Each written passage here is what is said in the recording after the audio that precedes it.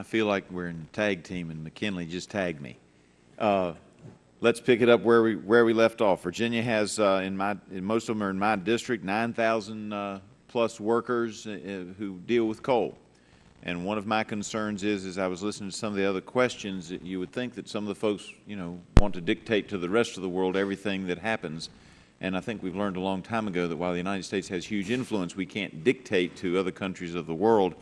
And so I do feel your pain, Ms. Moyer, in trying to, you're trying to do your job within the parameters that you're given, but you can't make decisions because it is complex as to what happens and whether or not coal production in the United States for export would really change the amount of coal being burned, because you would not disagree with me if I were to tell you that over the last several years, the Australians, the Indonesians, the Indians, the Russians, the Chinese, some of the southern African countries have all increased their coal production, and I would submit in part because there's some hesitancy to use American coal for fear that the American coal resources will be shut down.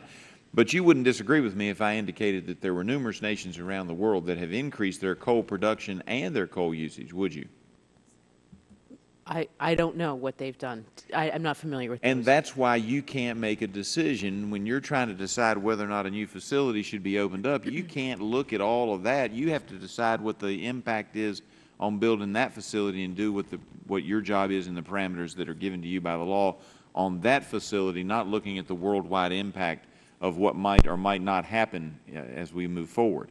Isn't that correct? Correct.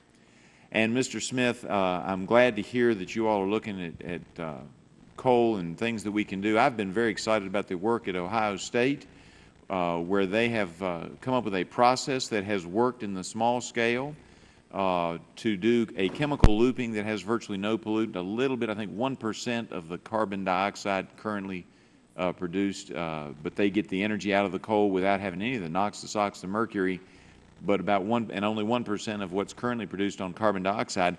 And I would wonder if you could tell me what you know about that project, and as they move forward on the project in Alabama, how much assistance you all are going to give them in moving that project onto the fast track. Because if that works, not only can we export American coal, but we can export technology that makes it so that Mr. Waxman and I can agree that it's good to have jobs and we don't have global warming in the process.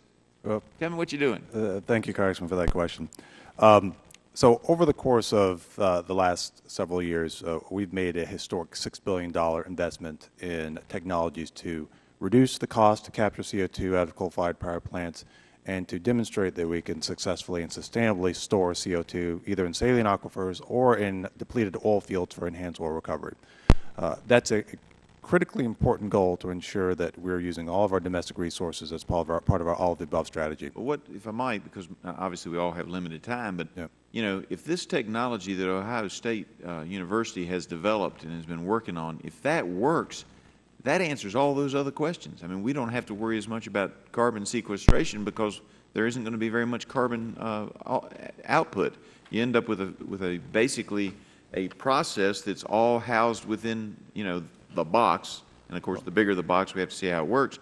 And so I would strongly encourage that the Department of Energy take a very serious look at that and see if what we can do to fast track that project to see if it works, because I think it has the same potential to have us sitting here in 5 years going, we thought we weren't going to be able to do this, and shazam, it happened.